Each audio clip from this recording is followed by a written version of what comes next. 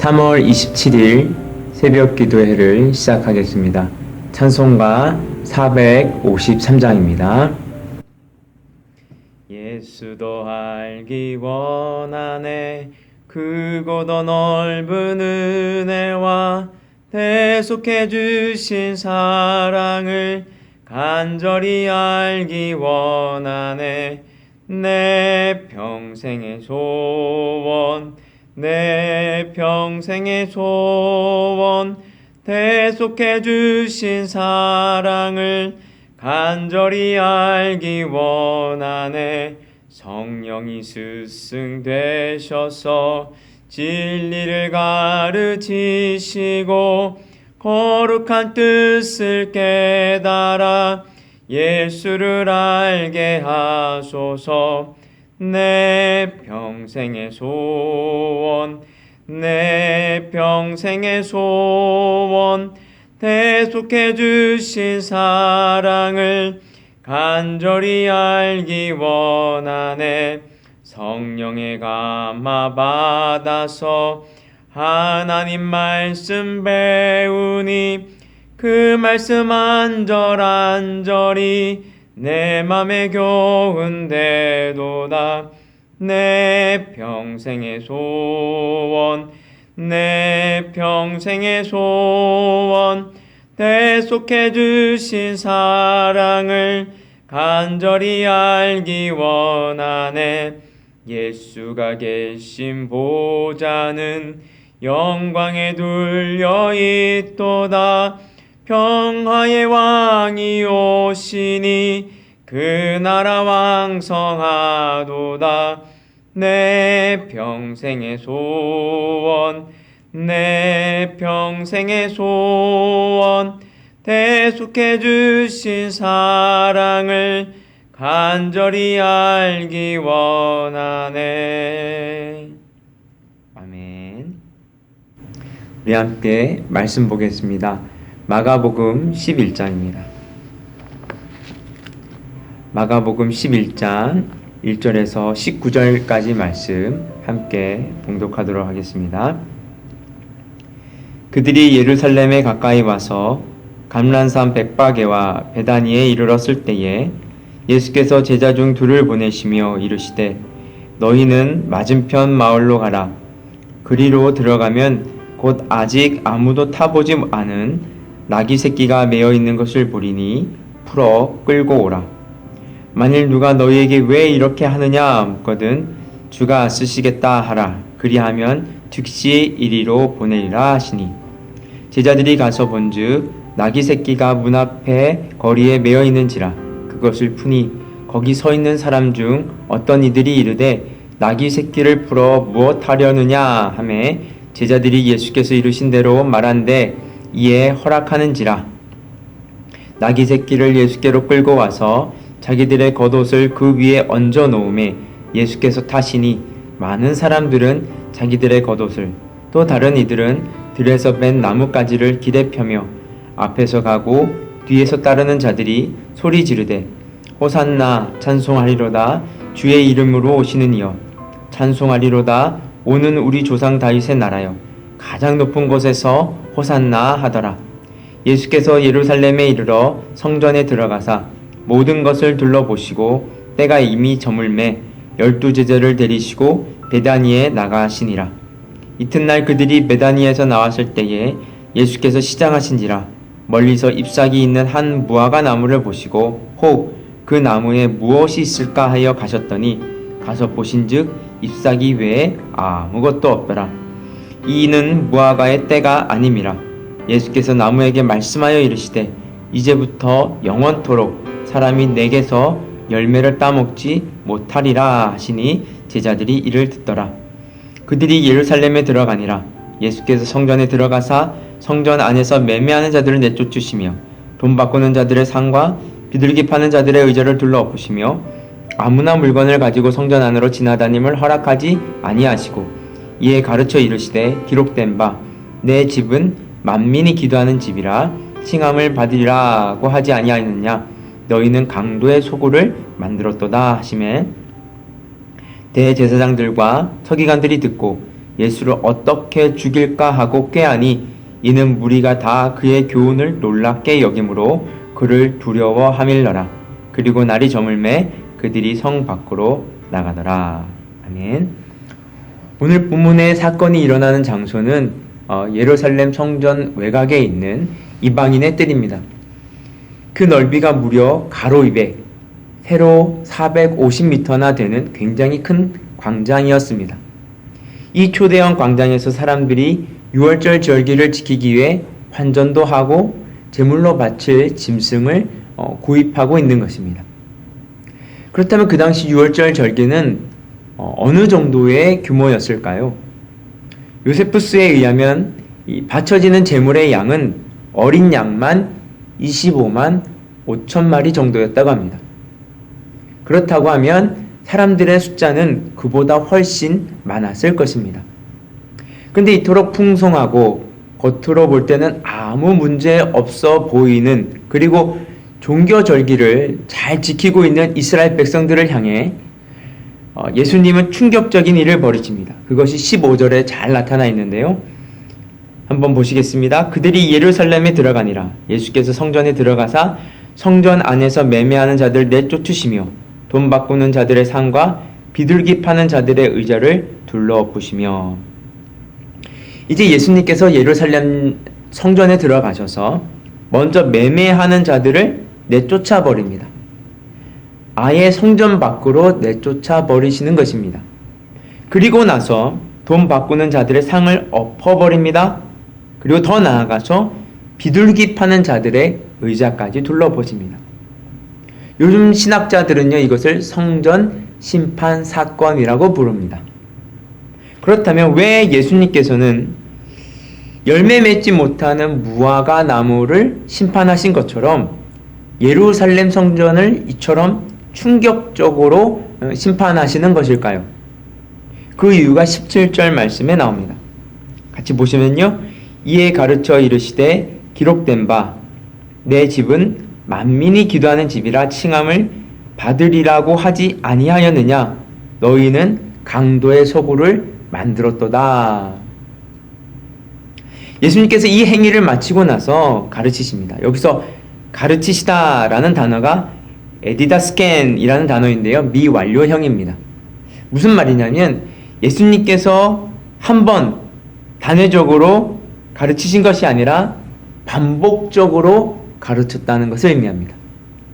그 반복적인 가르침의 내용이 무엇입니까? 17절에 나와 있는 성전의 원래 목적, 성전의 본질에 관한 것입니다. 그러면 성전의 본래의 목적은 무엇입니까? 그것은 17절에 나온 것처럼 내 집은 만민이 기도하는 집이다 라는 것이죠. 기도하는 집이다 라는 것은 단순히 어떤 종류의 종교 활동을 하기 위해 모이는 장소가 아니라 하나님과 하나님을 믿는 백성이 하나님과 만나는 장소라는 것입니다. 근데 AD 30년 가야바가 대제사장으로 즉위하면서 감람산에 있던 희생제물 시장과 환전 시장을 이방인의 뜰 안으로 옮겨왔습니다. 왜일까요? 벌써 돈 냄새가 나지 않습니까? 맞습니다. 제사장 직분을 가진 사두개인들이 경제적인 이득을 취하기 위한 것이었습니다.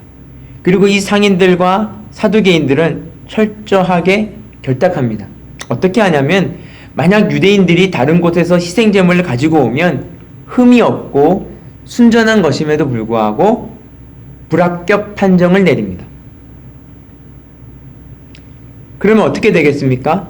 어쩔 수 없이 이방인의 뜰에서 살 수밖에 없는 것이죠. 독과점 형태의 시장을 만든 것입니다. 사두개인들이 그렇게 해주면 상인들은 가만히 있을 수 있겠습니까? 상인 그룹은 사두개인들, 즉 상납금을, 막대한 상납금을 제사장에게 바치게 되는 것이죠. 그러면 무슨 가격이 올라갈까요? 제물로 바치게 되는 짐승 가격이 상승합니다. 턱없이 비싼 가격에 짐승을 살 수밖에 없습니다. 결국은 제사장들에게 바쳐지는 상납금은 절기를 지키기 위해 모여든 순례객들이 내는 구조가 만들어지게 되는 것입니다. 그래서 순례객들은요, 이방인의 뜰에서 희생제물을 살 수밖에 없었고, 그것도 훨씬 비싼 가격을 주고 사야만 했습니다. 게다가 어린 양 25만 마리가 필요한데 모두 다 흠없고 순전한 양으로 준비할 수 있겠습니까? 불가능한 것이죠. 그러면 다리 저는 것도 있고 눈이 먼 것도 있을 수밖에 없습니다. 그런 것을 사두개인들이 합격하면서 받아들여주는 것입니다. 그리고 환정상들도 마찬가지입니다. 자릿세를 내야 하기 때문에 소위 환치기라는 것을 합니다. 엄청나게 높은 환율을 적용해서 비싸게 환전하도록 하는 것입니다.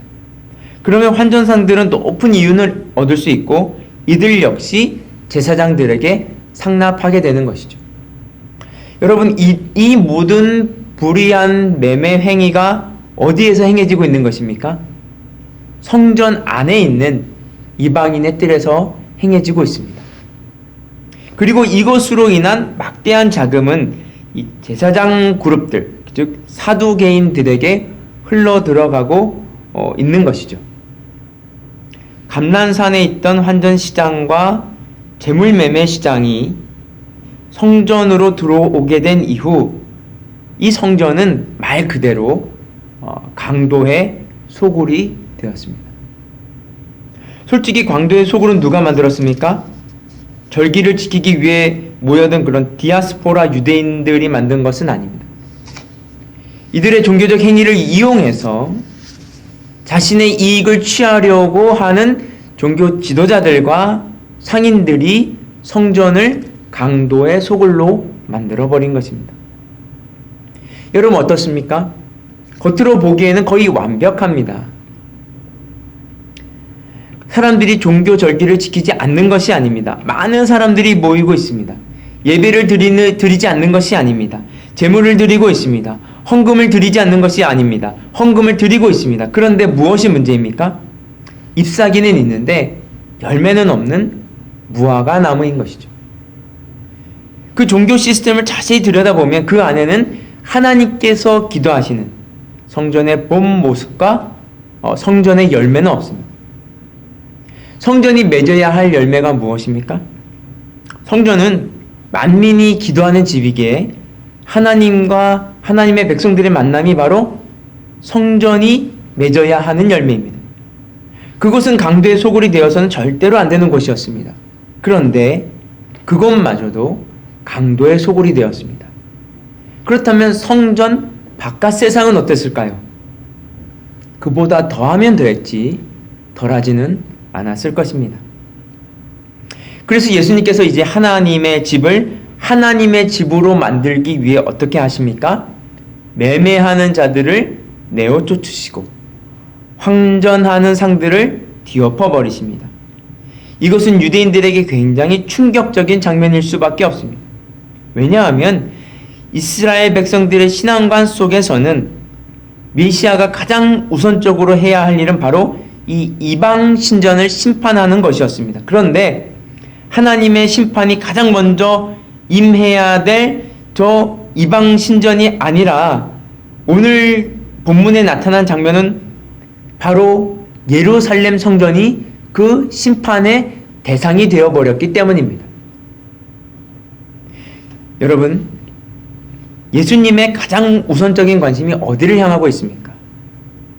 만민이 기도하는 집입니다. 근데 그 집이 어떻게 되었습니까? 이방인의 뜰이 어떻게 되었습니까? 지도자들과 상인들의 탐욕 때문에 돛대기 시장이 되어버렸습니다. 원래 이방인의 뜰은 이방인들을 위한 장소입니다. 이스라엘 백성들이 성전에서 예배를 드릴 때 이방인들은 그 예배에 참여할 수 없기 때문에 이방인의 뜰이라고 하는 구별된 공간에서 그 모습을 지켜보면서 간접적으로 하나님을 만나고 경험하는 장소입니다. 나름대로 그것은 이방인들이 하나님을 만날 수 있는 장소였습니다. 그런데 바로 그곳에 이방인들은 들어갈 틈도 없을 뿐만이 아니라 오죽 돈을 벌기 위한 수단이 되어버린 것입니다. 그래서 예수님께서 어떻게 하십니까? 예루살렘 성전을 뒤엎어 버리십니다. 심판해 버리십니다. 이제 더 이상 이러한 성전 중심의 종교는 필요 없다라는 것입니다. 굉장히 충격적인 사건이지 않을 수 없습니다. 여러분, 우리는 어떻습니까? 우리가 이 말씀 속으로 들어갈 때 나와는 상관없는 것처럼 또는 다른 교회에서나 일어나는 일처럼 여기지 않았으면 합니다. 우리는 항상 자신을 정직하게 돌아볼 줄 알아야 하는 것이죠.